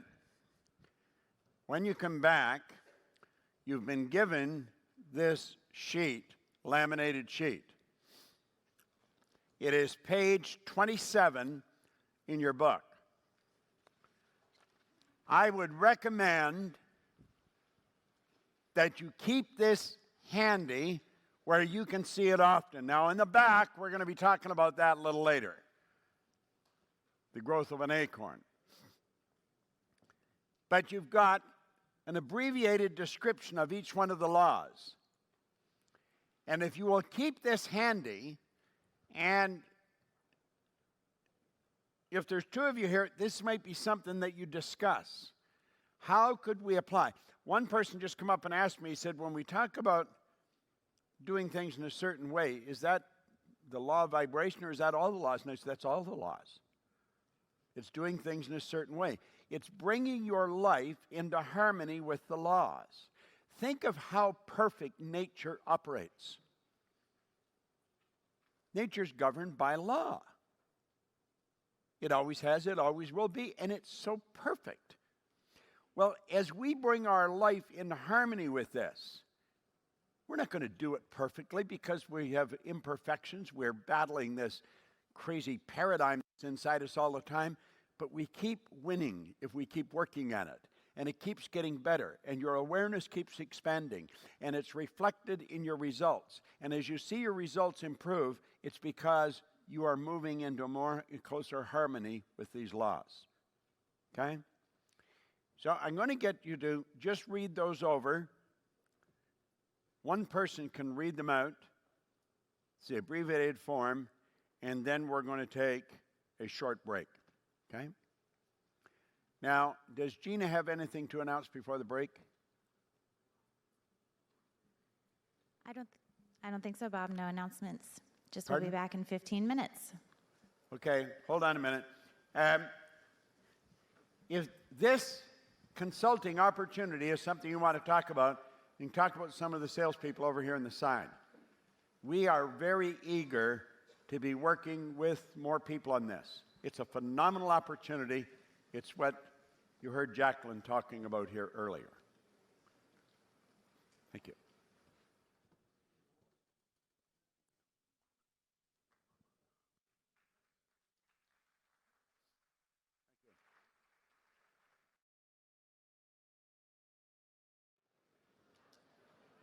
Do you want this out of it? I've got it. Oh. You read it first, and then when Arash comes up, When he's up here, I'll read it. you take it out and read it. Bring it up, put it on here. Put it up on there. Whoops, broke it. Are we all ready? How many are wondering what this little pin is? You sort of see it, you sort of don't. It's understated, you know? Well, let me tell you the story. I was in Amsterdam, around mid-60s, around 65, 64, 65, something like that. And I went into one of the diamond cutting factories, if you call them factories, and where they were cutting diamonds, pretty famous in Amsterdam. And they had a showcase, and I looked in the showcase, and I saw all these beautiful diamonds, and I saw this pin. It's an exclamation mark. There's a baguette and then a chip. I said, that's kind of cool. Well, can I buy that? And they said, yeah, so I bought it. And I wore that in my lapel for, I don't know, 5 years, 7 years, something like that. And then I lost it. Now, I really missed it because I wore it all the time. And somebody would say, well, what is it? I said, I don't know. And I really didn't know what it was. It was just a diamond pin that I liked. And one day, Sandy said to me, you don't wear any jewelry, do you? And I said, well, I wear cufflinks, but no, I don't. That's it, just cufflinks. And I said, I used to wear a diamond pin in my lapel. She said, well, what was it? And I said, it was just a diamond pin. It was a little exclamation mark. She said, why'd you wear it? And I said, I don't know. But I liked it, so I wore it. And I said, I wore it for years, and then I lost it. Well, she said, didn't you get another one? And I said, no. I bought it in a diamond place in Amsterdam. And we had a big party where a number of people came. I just looked at Cynthia. Cynthia and Blaine were there in Toronto when I was in this 50 years. And Sandy had this pin made and gave it to me at that party. And I was really pleased. I only had it for about 2 weeks and I lost it. And I thought, well, I got to tell her right away. She's going to say, where the hell's a pin, you know? And so I phoned her and I said, you know that nice pin you bought me? I said, I lost it. She said, you're kidding. And I said, no. She said, how'd you lose it? I said, I don't know. You really lost it. And I said, yeah, I really lost it. Go ahead, whip me, you know. And so she bought me another one. And that's this one. And then one day, I got an idea what I was going to do with this. And I call this the mark of $1 million. And I told all our consultants and our salespeople, you earn $1 million, you get a pin. Okay? Now, you only have to get one or two people to get them, and everybody else is going to want one. You know, it's part of our paradigm. If she's got it, I want it. If he's got it, I want it, you know. So, where's Arash? Arash, come on up here for a few minutes. Now, you step up.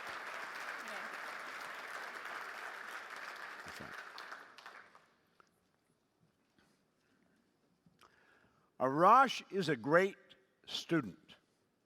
He is a great salesman, salesperson. He does a good job. Sandy? So we decided to honor Arash. Give me a hug.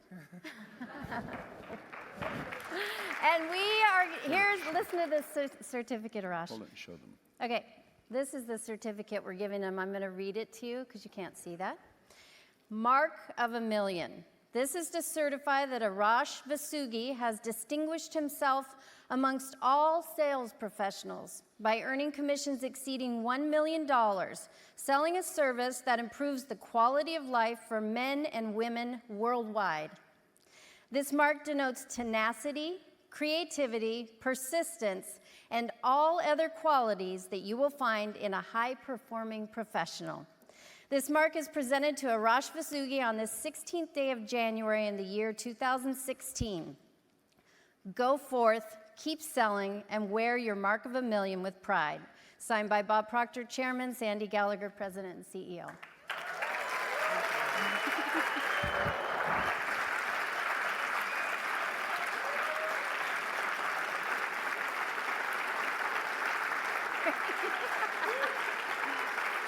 Isn't that cool? What? Really? Are you serious? Oh my God, that looks so good. Come on Get a over picture. here. Sure. Let's introduce Arash. And don't Show your hold pin. it too high, Show your gotta pin. show off the pin. The pin to our streaming audience. Way to go, Rosh. Woo! Let's get a photo, too. You want to get a photo? Congratulations, Arash. Give him another big hand. Woo! All right. Okay. That's good. Yeah. Hey, Bob, let's get a quick picture. Hold on. Here we go. We got to get a picture of this. You point to that pin. Get your pen. Sandy. All right. Way to go.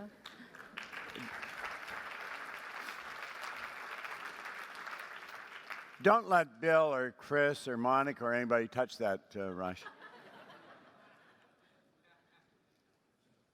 Arash does a great job. All right, we're going to spend about 15 minutes. What I would like you to do is take this card. There's homework for you in this book. If you get in the book, you'll see on page 28 is the law of perpetual transmutation. And we've got graphic illustrations of it here. And then on page 29, we have your ability to earn money is directly and indirectly affected by the manner in which you work with the law, insofar as money is concerned. How do you plan to work with each of these laws? What changes will you make? Read from line 20 through 45 in the chapter twice before you answer these questions. Well, you'll see exercises like this with each one of the laws. This lesson is, without question, one of the most important that you spend time at. You would not have the time to do it properly here in the seminar. This card, I'm going to ask you to just take this card and read it, and then each person just make a quick statement on how you could see using this law in your life. Okay? Go ahead and do that now at the table.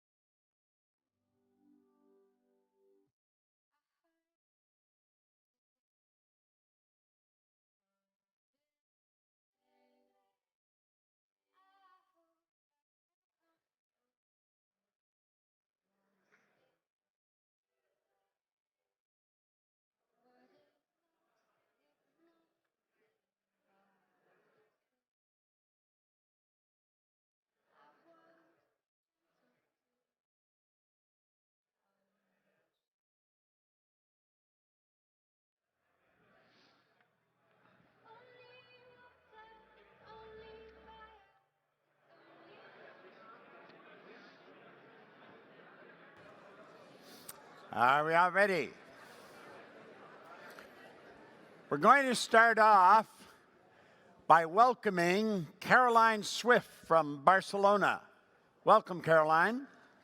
And give Caroline a big hand. And Rick Sims from Littleton, Colorado. And Peter Mosberg from Stockholm in Sweden. Welcome. We want to welcome all of you on the streaming. I'm going to ask you now to turn over to page 45.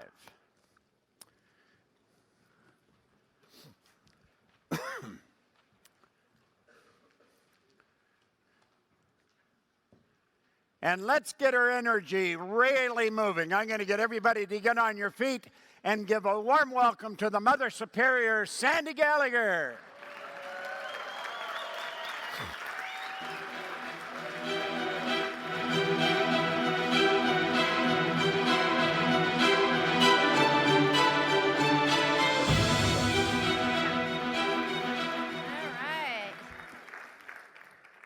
Well, what a morning, huh? What'd you guys think of that lesson? How many felt it was pretty heady stuff? Deep stuff, huh? You know, Bob said he suggested you take that laminated summary and carry it with you and maybe read it with a buddy and discuss it. And the funny thing is, when you do something like that and you do it repeatedly over time, even 30 days or 60 days, it's like an onion you're peeling away and it starts to mean more and more to you. So I'd really encourage you to do that. Now, we're going to be talking about a chapter, the lesson's called Is Opportunity Monopolized? And as Bob said, that's on page 45 of the workbook. We're going to work through the workbook, but I want you to, I kind of want to set the stage for this because I want you to really open your mind to how what we just learned this morning, how you can get in your way with that. So this really is an example of how you could be stopping that whole creative process from happening in your life the way you want it to. You know how we started last night? We talked about lifestyle desires. Remember the 3 lifestyle desires that we talked about? How would you love to have no financial concerns whatsoever? I mean, doesn't that sound awesome? Yeah, come on, a little more enthusiasm. Yeah. What was the second one? What was the second one? How would you like to wake up every day and be enthused about what you're doing? I mean, seriously. And how many believe you can do that? How many are starting to feel that's less pie in the sky? How about you streamers? Do you believe that that can happen for you? I mean, literally be enthused. You know, do a mental exercise maybe later tonight where you just sort of lay down, get in a really relaxed state. Just tell your body to relax and pretend like you just fell asleep and you're waking up. You didn't set the alarm and you're getting up in the morning, no alarm, nothing that you have to do. What would you do? And really feel how that feels inside of you. Being enthused about everything you do every day. And then what was the third one? People you hang out with. How much have you enjoyed hanging out with each other? Isn't it awesome? And we're only into day 2. We're not even at the lunch break. And these days, it's like one day is like a month in the scheme of how much everybody's growing. These are the people you're going to surround yourself with all the time. Isn't that awesome? The more you become the kind of person you want to be around, the more people you want to be around, you're going to attract to you. So these are the lifestyle desires, and what do we have to do to get that? Why don't we have that? Why don't we have that? And it's because of that demon inside, that paradigm, that mental programming that was put inside us before we even knew what was going on. And it's this program that is just controlling us if we're not aware. Remember the yellow dot? We got to expand our awareness. So I'll give you an example of how this can play out. And I want you to think about yourself and how it might be playing out in your life. So just get relaxed for a minute. I want you, even if you want to, close your eyes or just go inward. And I want you to get a real clear picture in your mind. And think of yourself the youngest age you can remember yourself. What's the youngest you can remember yourself? 3 years old, maybe 4 years old? And that's little you. And now you see a little girl, same age. And this little girl idolizes her daddy. And her daddy is a banking lawyer. And he's a hard worker. And he works so hard. He's going to school at night. He's working for the government during the day. He's got 4 kids at home, and she just idolizes him. So really see this little girl. And she announces she's going to be a banking lawyer, just like her dad. And so then she goes through, and as she's getting older, she's going to be a banking lawyer, just like her dad. And she sees her dad out. He can do no wrong. And so she goes on, and she gets all these accolades, things that make her dad happy, you know. Goes on, studies in Europe, and then goes on to law school, gets various degrees. And I want you to think about this. You know, she's loving getting these rewards, but a lot of it is for, show daddy, look what I'm doing. Can you relate to this in your life, and anywhere in your life? So she's going through, and she graduates top of her law class, gets the American Jurisprudence Award in banking law, offers from law firms, Wall Street, Los Angeles, pick wherever she wanted. And she goes on, practices, builds a good practice, and then she goes and practices with her dad.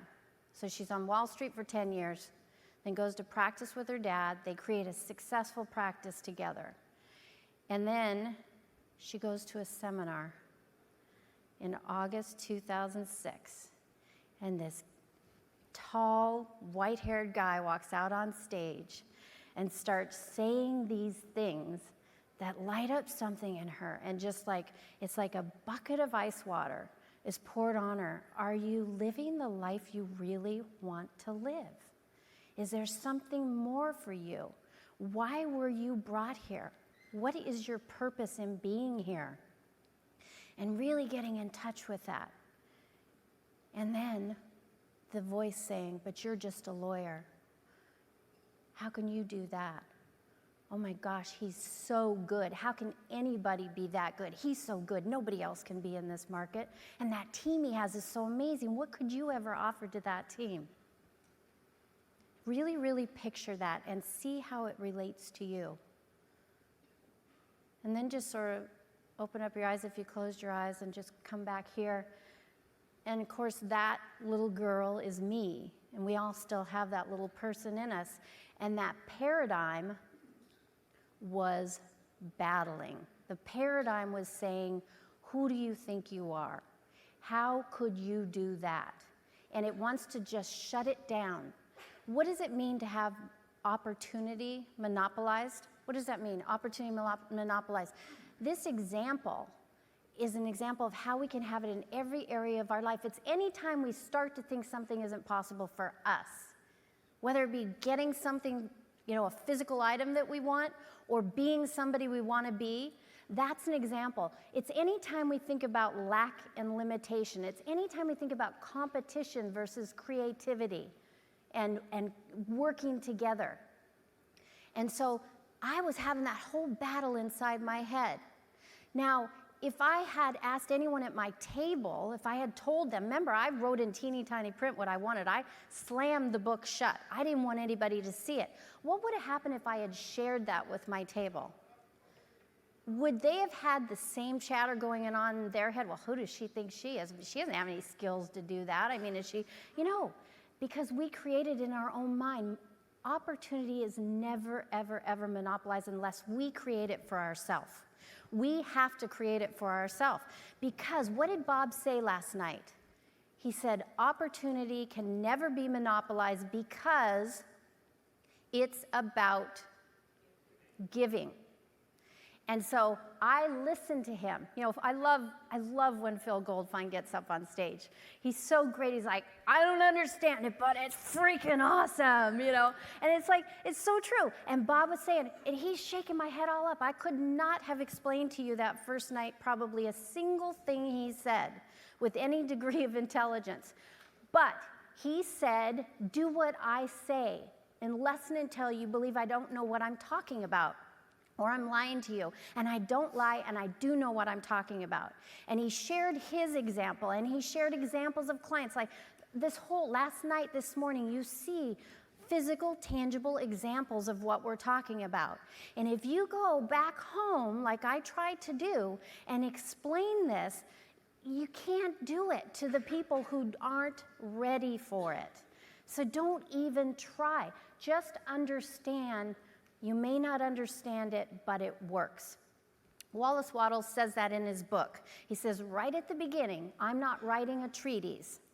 You know, because as a lawyer, I'm like, where's the precedence? Which authorities are you citing? You know, what holes can I punch in this? And he says right up front, I'm not trying to tell you all the reasons why this works. I'm telling you it works. I did it by experience. Now go out and try it. And then when you get the results, you're not going to care about anybody else's limitations or holes that they're poking in it. So I was listening to Bob, and I said, okay, I'm going to do this. And so then he started really talking about how does this work? And he brought up this slide, and he says, we live on 3 planes. There's the spiritual, the intellectual, and the physical. And he said something I love. He said, we're spiritual beings, and spirit is always for expansion and fuller expression. When he said that, that was the Friday night of the seminar, and I thought, oh my God, there's nothing wrong with me. Because I remember the nun smacking me on my hand in grade school with the ruler. Sandra, are you ever going to be happy? Is it ever enough? And that's so deeply ingrained. I honestly thought I was flawed because I wanted more. I wanted to do more. I wanted to be more. I wanted to have more. And I was ashamed of it. And he's saying that is the spiritual part of you, who you are. And so watch, you know, he says spiritual, intellectual, physical. Now the intellectual, and Bob's going to go into much more detail. The intellectual is how we tap into the spiritual plane. Let me back that up for a sec. The intellectual, that's when we tap into our intellectual faculties. That's when we go from the physical of who we think we are through our body, through us being here, through everything in our environment, and we tap into that no thing. Now, right now, you're doing this. Spirit's all around us, and you are tapping into it. And what are you doing? It's not shaped. There is no shape to it. And there's all kinds of ideas and thoughts out there, and we can grab them, we can shape them any way we want.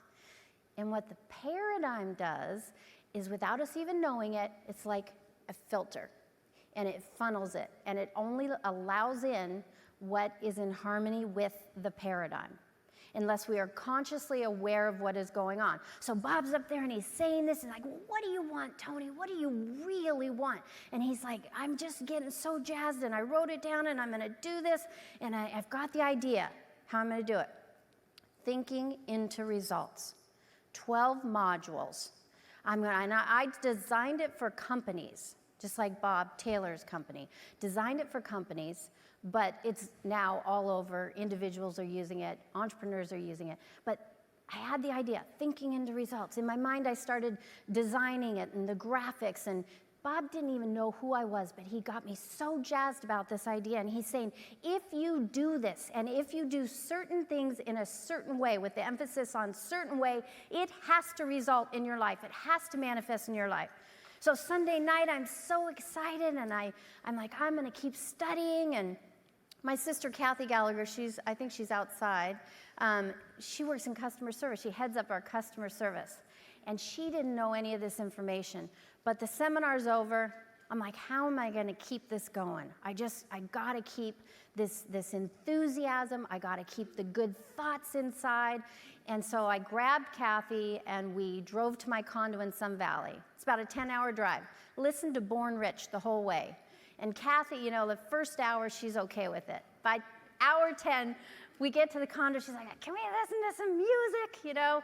And I said, no, I got DVDs. And she's like, oh.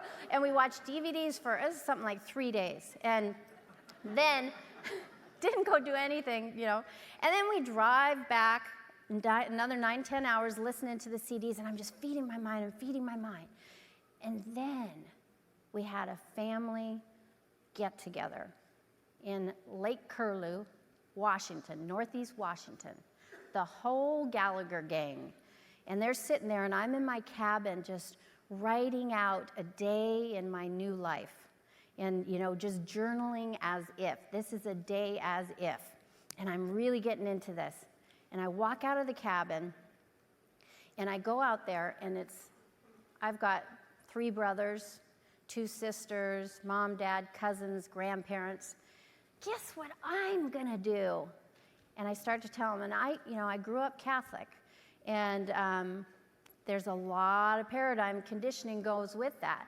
And my brothers, they didn't say anything. They just gave me that look like, what has she been smoking in there? But my dad, and I love him to death. I just love him, and we're really, really close. Sandra, you don't need all that.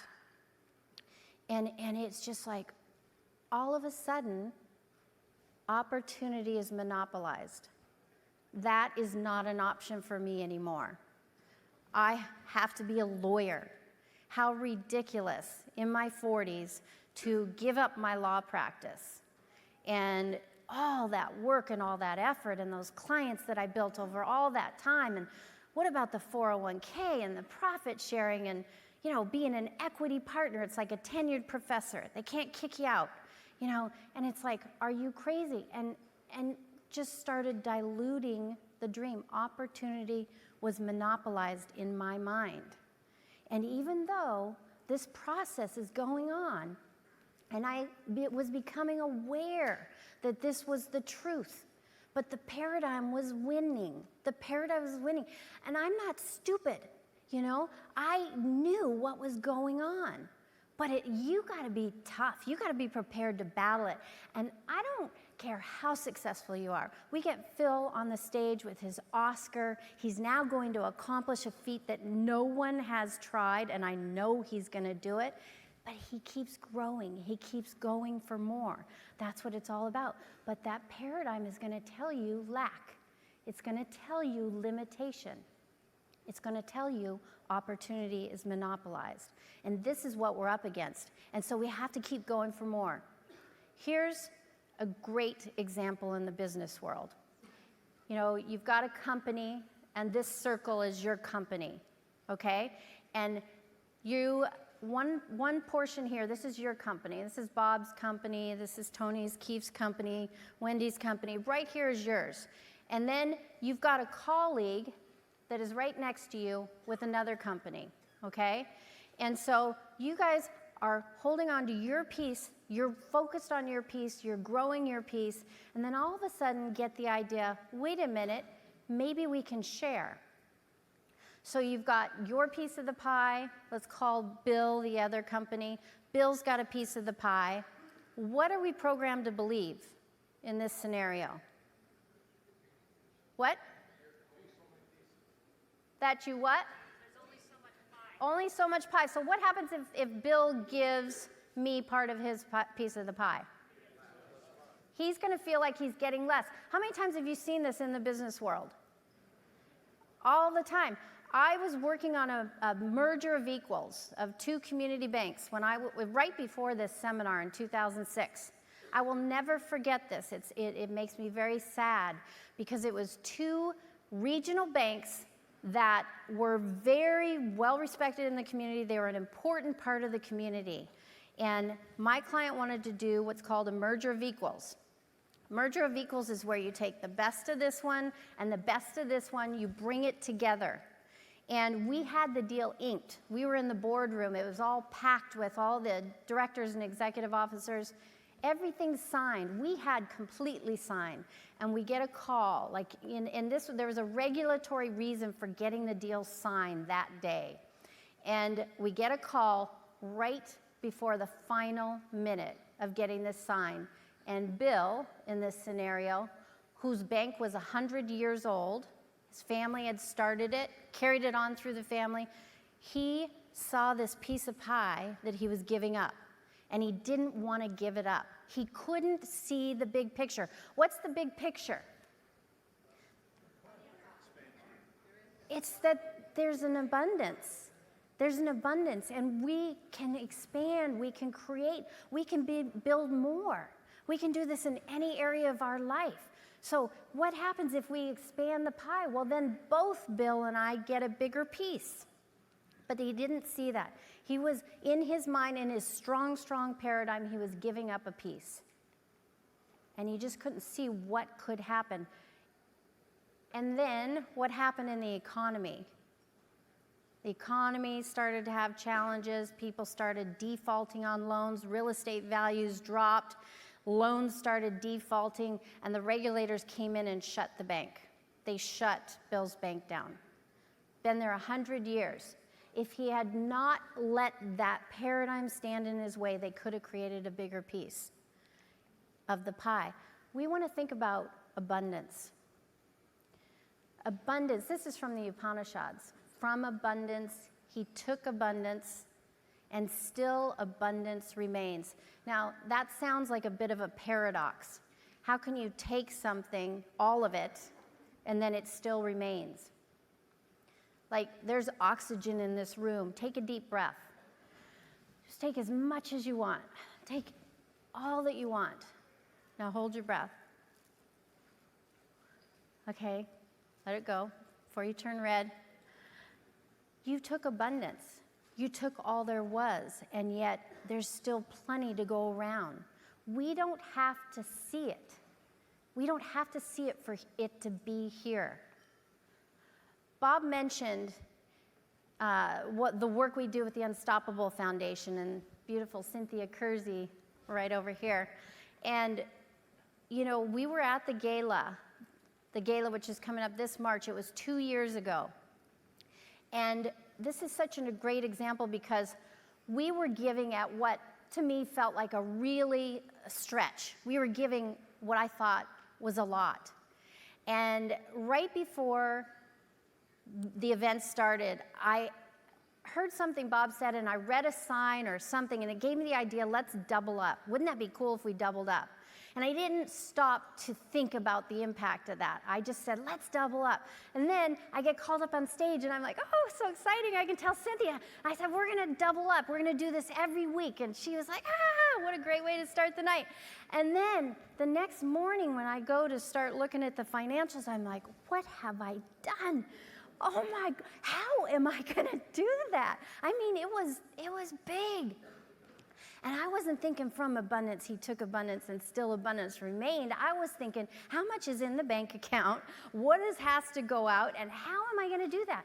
And I decided, okay, I can learn a lesson here. And so I decided, I'm going to send this payment first, before I pay anybody else, every Friday morning. I didn't have to do it every week. I could have done it once a month. I could have done it once a year. But I decided Friday morning, first thing, this is the payment that's going out. Everything else follows.